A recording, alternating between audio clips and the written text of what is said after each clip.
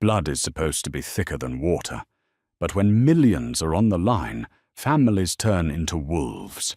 Tossed out into the freezing London rain with nothing but an oxidized heavy iron key, one man turned his ultimate humiliation into a multi-million-dollar revenge. "Are you ready?" Arthur Gable sat frozen in the mahogany-paneled boardroom of Slaughter and May, one of London's most prestigious and ruthless law firms. The air in the room was thick, smelling faintly of expensive leather floor wax and impending betrayal. Across the massive glass conference table sat his stepmother Beatrice and her son Richard Hastings. Beatrice was dressed in immaculate mourning-appropriate Chanel, dabbing at perfectly dry eyes with a silk handkerchief. Richard, wearing a bespoke pinstriped suit from Savile Row, didn't even try to hide his smirk. At the head of the table, Jonathan Reed, a senior partner with a voice as dry as parchment, cleared his throat. He adjusted his tortoiseshell glasses and looked down at the last will and testament of Thomas Gable. Thomas had been a titan of industry. He had built Gable Maritime, a logistics empire operating heavily out of the port of Felixstowe and dominating freight routes across the Atlantic. When Thomas's health began to rapidly decline from a viciously aggressive form of early-onset dementia, Beatrice and Richard had swarmed. They isolated the old man at his sprawling estate in Surrey, restricted Arthur's visiting hours, and took control of the company's proxy votes. Arthur, a structural engineer who preferred building bridges in Bristol to navigating the cutthroat corporate boardrooms of Canary Wharf, had watched helplessly as his father's legacy was hijacked.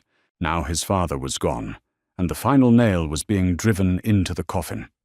To my devoted wife, Beatrice, and my stepson, Richard, Reed read his voice, devoid of any human empathy.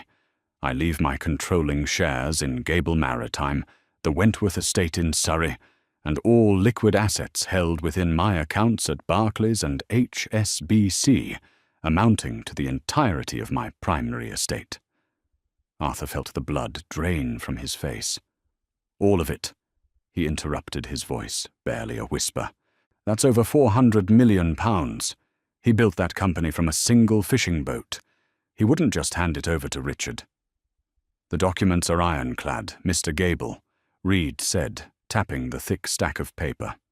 "Signed 3 months ago, perfectly witnessed with a physician's sign-off on your father's testamentary capacity at the time. A physician Beatrice paid for." Arthur snapped his hands, curling into fists. "Careful, Arthur," Richard sneered, leaning back in his plush leather chair and steepling his fingers. "Defamation is an ugly thing. Thomas knew who was actually capable of running his empire. You build bridges, I build wealth. He made the logical choice."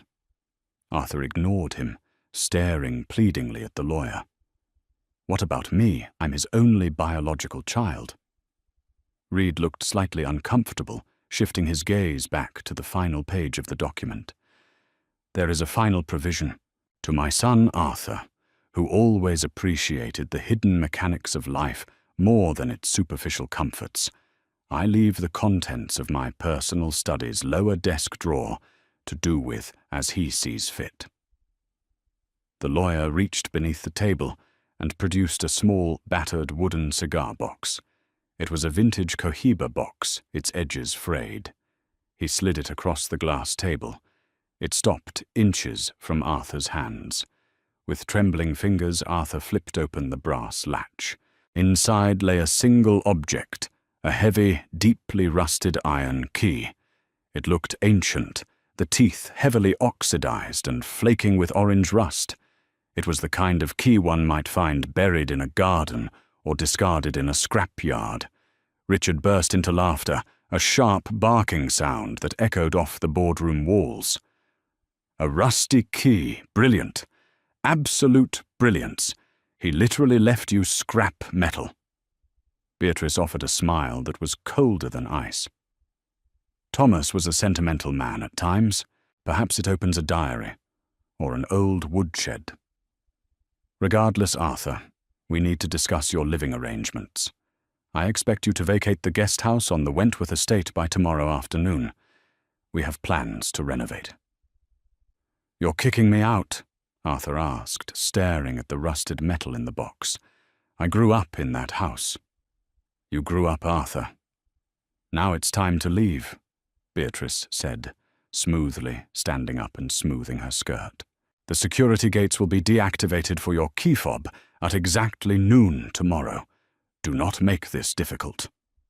24 hours later, Arthur found himself standing in the pouring English rain on the pavement outside the Wentworth estate.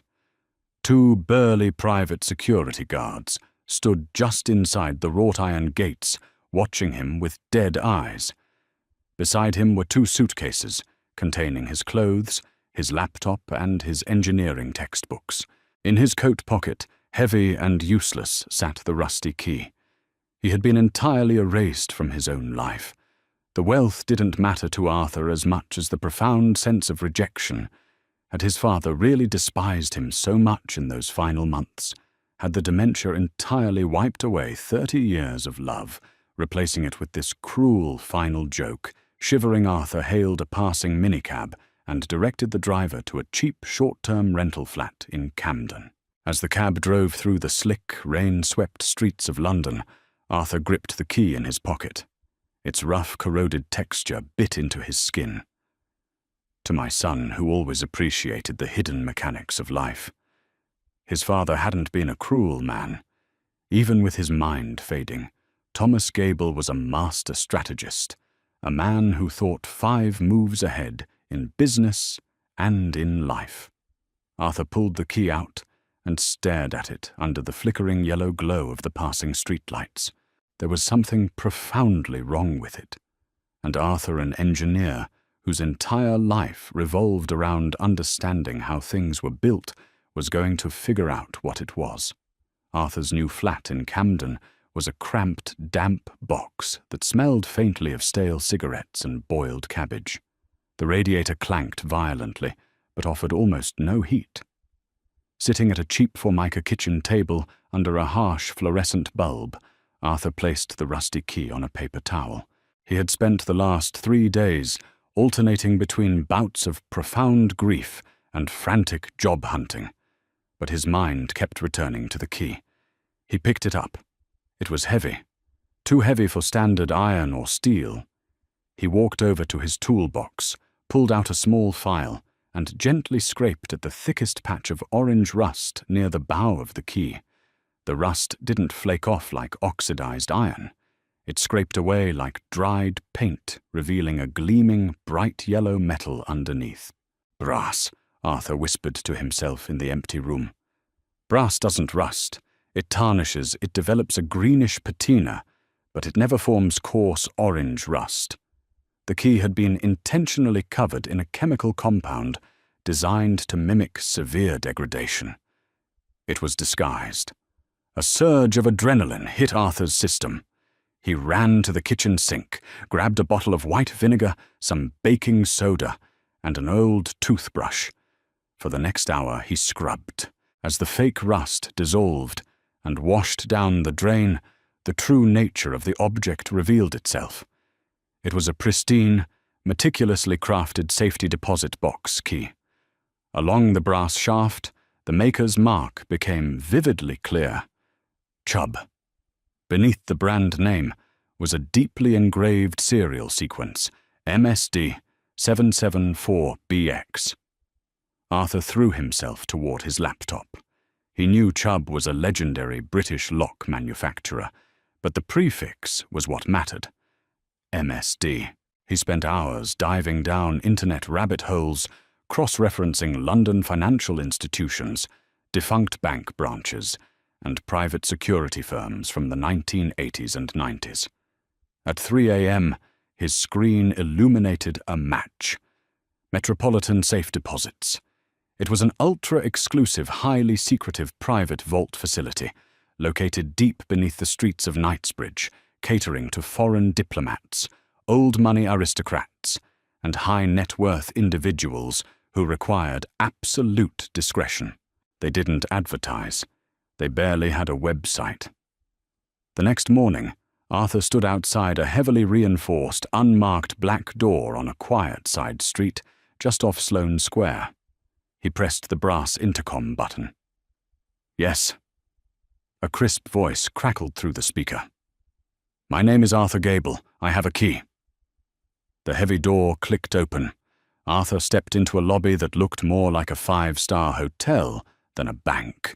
Marble floors, rich mahogany paneling, and an imposing security desk, flanked by two guards in tailored suits. An older man with silver hair and a meticulously trimmed mustache approached him. "Mr. Gable, I am Mr. Caldwell, the facility manager. We don't often see walk-ins." Arthur placed the gleaming brass key on the polished counter. Caldwell's eyes immediately dropped to the serial number. He didn't flinch, but Arthur noticed a subtle tightening of his jaw. "I see," Caldwell said softly. "May I have your passport, please?" Arthur handed it over. Caldwell typed silently into a secure terminal. After a tense, agonizing minute, the manager looked up. "Box 774. The lease was paid in advance for 99 years by a Mr. Thomas Gable. The access protocol dictates that bearer of the key, provided they possess matching biological identification to the secondary profile, is granted full access." "Secondary profile?" Arthur asked. "Your father submitted your fingerprints to our database 10 years ago, Mr. Gable. He instructed us that should you ever arrive with this key, we were to assist you without question." Arthur's heart hammered against his ribs.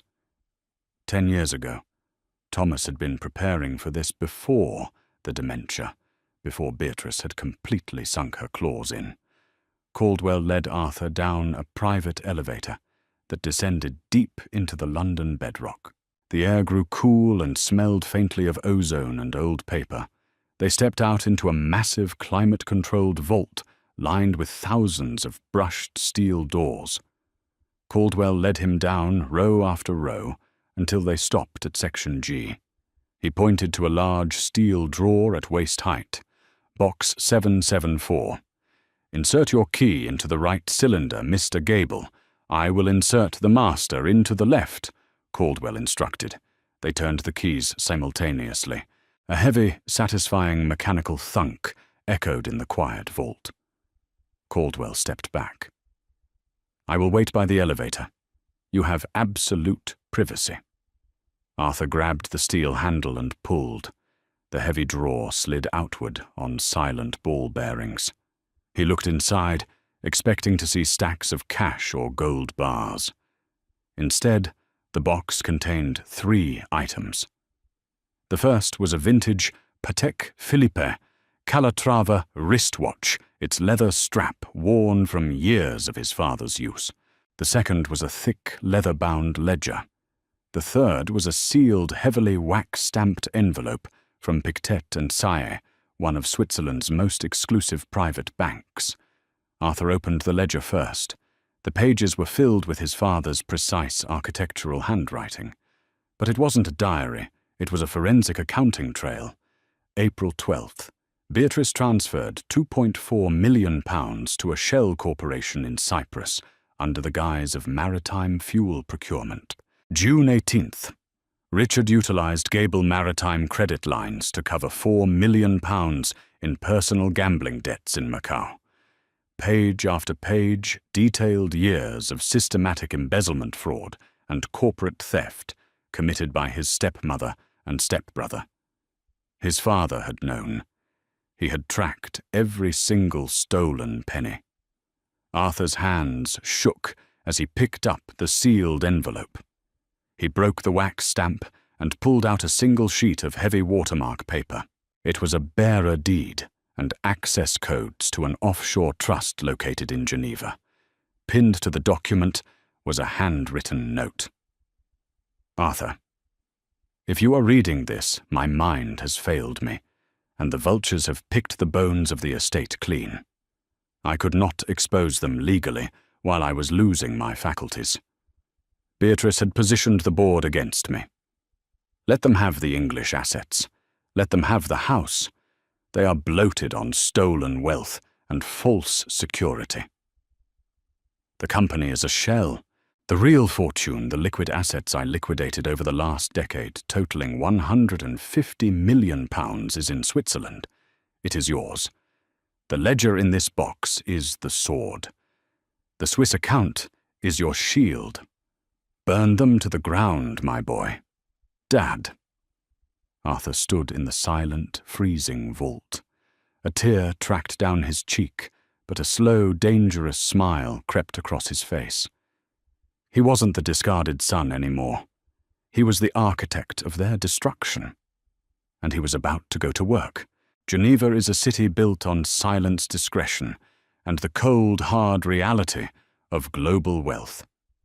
48 hours after walking out of the subterranean vault in Knightsbridge, Arthur Gable found himself sitting in a private glass-walled office overlooking Lake Geneva.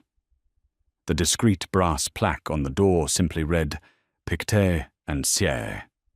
Across from him sat Monsieur Baptiste, a senior managing partner, whose tailored suit probably cost more than Arthur's previous yearly salary as an engineer. Baptiste examined the wax-stamped bearer deed and the heavily encrypted access codes with a jeweler's loupe. The silence in the room was absolute, broken only by the faint ticking of Arthur's newly acquired vintage Patek Philippe, his father's watch, now resting perfectly on his left wrist. The documentation is flawless, Monsieur Gable, Baptiste finally said, setting the loupe down and folding his hands.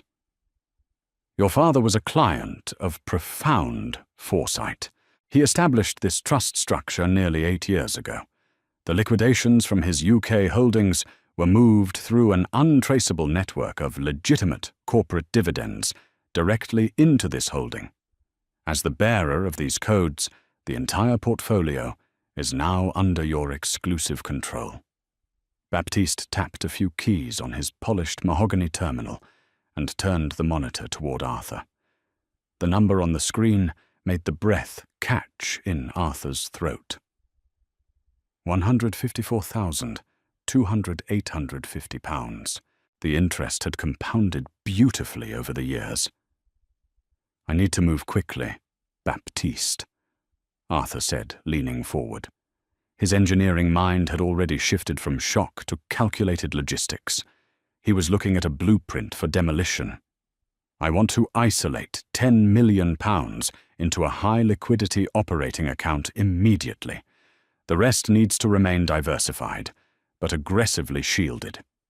Next, I need you to recommend a corporate espionage and forensic accounting firm in London. The absolute best. I don't care what they cost. Baptiste offered a rare, thin smile.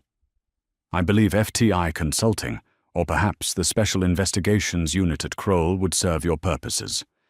We have existing back channels with their senior partners.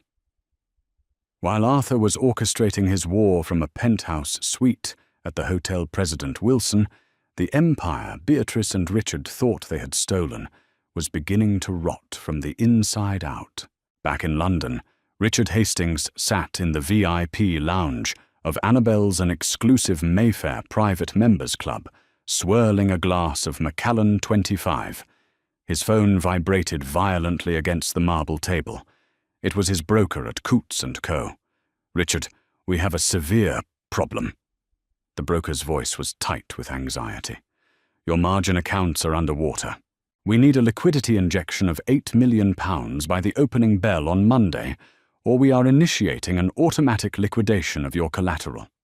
Relax, Simon, Richard sneered, waving off a waitress. My father just died. I inherited half of Gable Maritime. We are finalizing the probate. I'll have Beatrice wire you the £8 million from the corporate treasury tomorrow morning. Richard, you don't understand, Simon interrupted. I've seen the filings. Gable Maritime is completely illiquid. Yes, you inherited assets, but the company's operational cash flow is locked in a series of punitive long-term maritime bonds. There is no cash, Richard. If you don't wire the funds, I am seizing your properties. The line went dead. Panic sharp and metallic, tasted like copper in Richard's mouth. He sped to the Wentworth estate in his Aston Martin, breaking several speed limits. He found Beatrice in the conservatory, surrounded by swatches of imported Italian silk. She was redesigning the estate she had just kicked Arthur out of. "We have a massive problem," Richard hissed, slamming the door shut behind him. "Thomas locked up the company's cash. There's nothing in the treasury. I need 8 million by Monday, or Coots is taking everything." Beatrice's serene, Botox-smoothed face finally cracked. "Don't be ridiculous. The estate is worth 400 million. In ships, cranes, and real estate," Richard yelled, pacing like a caged animal. "We can't sell a cargo ship over the weekend, and the Cypriot accounts, the ones you've been funneling money into for years, have you checked them?" Beatrice froze. She hurried to her oak desk, pulled out her encrypted laptop, and logged into the offshore banking portal. Error codes flashed across the screen. "Account frozen. Pending compliance investigation." "What is happening?" Beatrice whispered, her perfectly manicured hands trembling over the keyboard. What was happening was Arthur. From his suite in Geneva, Arthur had unleashed Kroll's most vicious forensic accountants. Using the handwritten ledger from the vault as a roadmap, the investigators had immediately flagged the Cypriot shell companies to international banking authorities under suspicion of money laundering and wire fraud. The freeze was instantaneous. Arthur wasn't just coming for his inheritance. Like any good engineer, he was dismantling the structural integrity of their lives. He had identified the load-bearing pillars of their stolen lifestyle, Richard's credit lines, and Beatrice's offshore stash, and he was systematically destroying them. 3 weeks later, the atmosphere inside the Canary Wharf boardroom of Gable Maritime was utterly toxic. Rain lashed violently against the reinforced floor-to-ceiling glass, mirroring the bleak, inescapable reality settling inside the room. Beatrice Hastings looked as though a vampire had slowly drained her over the past 21 days. The pristine Chanel suits remained, but they now hung loosely on her thinning frame. The arrogant, icy composure she had worn like armor was entirely gone, replaced by a twitchy, paranoid energy. Beside her, Richard was a catastrophic mess. He was sweating profusely, a severe nervous tic developing under his right bloodshot eye. His beloved bespoke Savile Row suits looked rumpled and stained. Without liquid cash to cover his spiraling margin, calls his creditors had begun aggressively seizing his personal assets. His prized Aston Martin was repossessed in the middle of the night. His Chelsea townhouse was currently locked down in foreclosure proceedings. Jonathan Reed, the previously haughty senior partner from Slaughter and May, stood at the head of the glass table. He did not look smug today. He looked terrified. "The situation is no longer manageable. It is dire," Reed stated flatly, tapping a thick stack of red-flagged financial summaries. "Creditors are circling the corporate accounts. The only viable option to prevent Gable Maritime from entering total administration and being carved up by bankruptcy courts is to accept the emergency buyout offer from the Maersk conglomerate. They are offering 30 cents on the pound for our entire Atlantic fleet.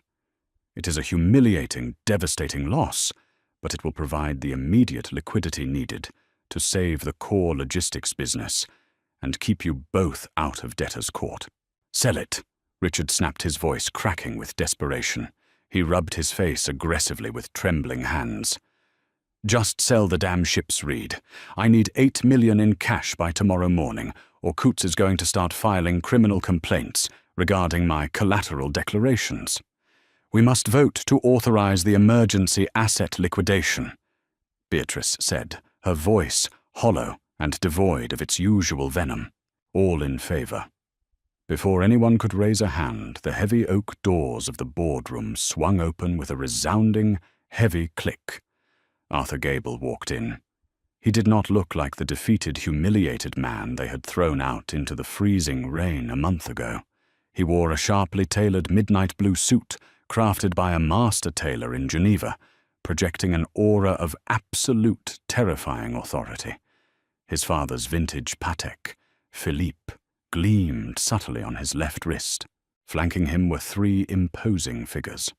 One was a sharp-eyed corporate litigator, carrying a thick leather briefcase. The other two were broad-shouldered men, wearing standard-issue trench coats, their lapels pinned with the badges of the United Kingdom's Serious Fraud Office. "I'm afraid I cannot allow that vote to proceed," Arthur said, his voice echoing with absolute calm in the stunned silence of the room. Richard leapt to his feet, his chair crashing backward onto the thick carpet. His face turned a dangerous shade of purple. "What the hell are you doing here? Arthur Security Reed, call the guards down here. Get this pathetic beggar out of my building." "It isn't your building, Richard," Arthur replied smoothly, walking deliberately toward the long glass table. "And I am not a beggar. In fact, as of 9 o'clock this morning, I am your largest single creditor." Arthur nodded to his litigator, who tossed a massive, heavily bound legal folder onto the glass. It slid across the table and landed with a heavy thud right in front of Jonathan Reed. "When Coutts and Company realized your margin accounts were backed by illiquid corporate assets, Richard, they panicked," Arthur explained, pacing slowly around the room, commanding the space entirely. "They liquidated your accounts and sold your toxic debt at a steep discount to a private Swiss equity firm just to clear their books of your mess. That firm is fully owned by an offshore trust. My trust. You owe me exactly £8,400,000, and since you cannot pay it, my legal team executed the default clause an hour ago. I have formally seized your controlling voting shares in Gable Maritime as collateral." Beatrice gripped the edge of the table, her knuckles turning bone-white. Her mouth opened and closed silently before she finally found her voice. You don't have that kind of money, Arthur. Thomas left you a rusty key, a rusty piece of scrap metal."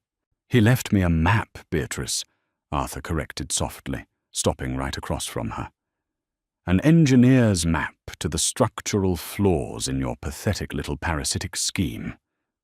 He reached into his own briefcase, pulled out the worn, leather-bound ledger his father had hidden in the Knightsbridge vault, and placed it gently on the table. "My father built things to last. You two just acted as rot in the foundation. He knew his mind was fading, so he spent the last 10 years meticulously documenting every single penny you stole behind his back.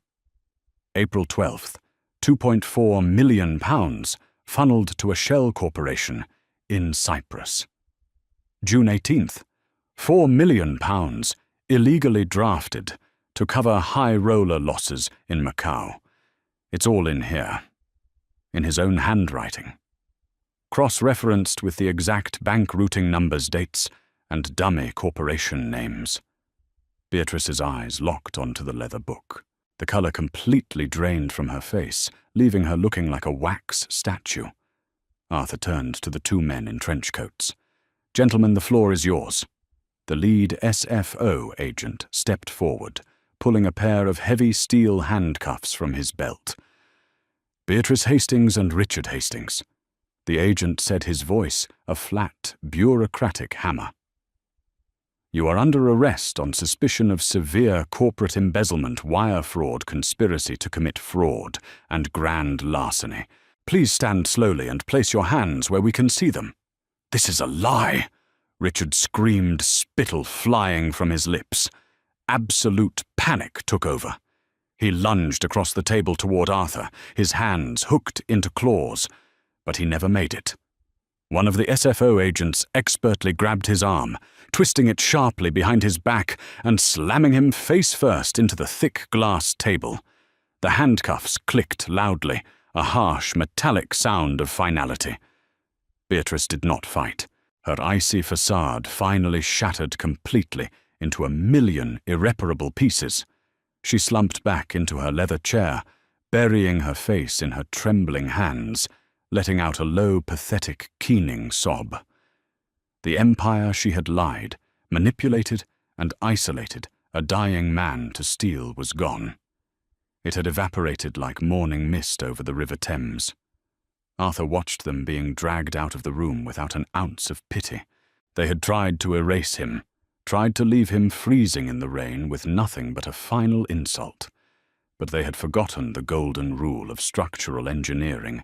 Every structure has a breaking point, and if you apply extreme pressure to the right joints, even the most imposing fortress will inevitably collapse into dust.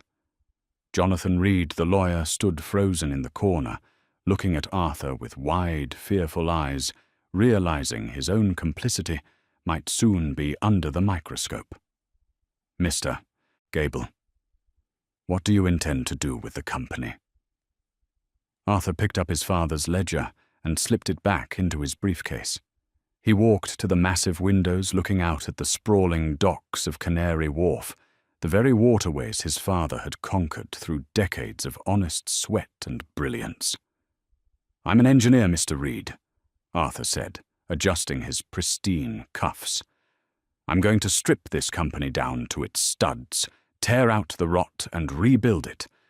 Correctly this time. You have 1 hour to clear out your desk." 6 months later, Arthur Gable stood on the high observation deck of the port of Felixstowe, the salty sea air whipping bracingly through his hair.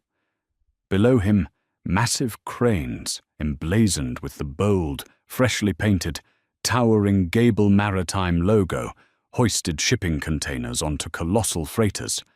The operation was running with flawless mechanical perfection. Beatrice and Richard were currently rotting in separate holding facilities, awaiting a massive federal trial, having been denied bail due to extreme flight risks. They were facing decades behind bars. The stolen funds had been successfully clawed back by Kroll's investigators. The corrupt board members had been aggressively purged, and the massive £150 million Swiss trust had secured the company's financial future for the next century. Arthur reached into his heavy wool coat pocket. He pulled out the brass key. He hadn't polished it again since that first night in the cramped Camden flat. It had begun to develop a natural, authentic patina, showing its age and its history. It wasn't rusty, but it was incredibly real. He gripped it tightly in his palm, feeling the teeth press into his skin, closed his eyes, and smiled into the ocean wind. The hidden mechanics of life had worked out perfectly, after all. If you loved this story of ultimate revenge, hidden wealth, and watching toxic people finally get exactly what they deserve, hit that like button. Right now. Make sure to share this with a friend who appreciates a brilliant plot twist, and don't forget to subscribe to the channel for more incredible real-life dramas and unbelievable stories. Drop a comment below. What would you have done with the rusty key? See you in the next video.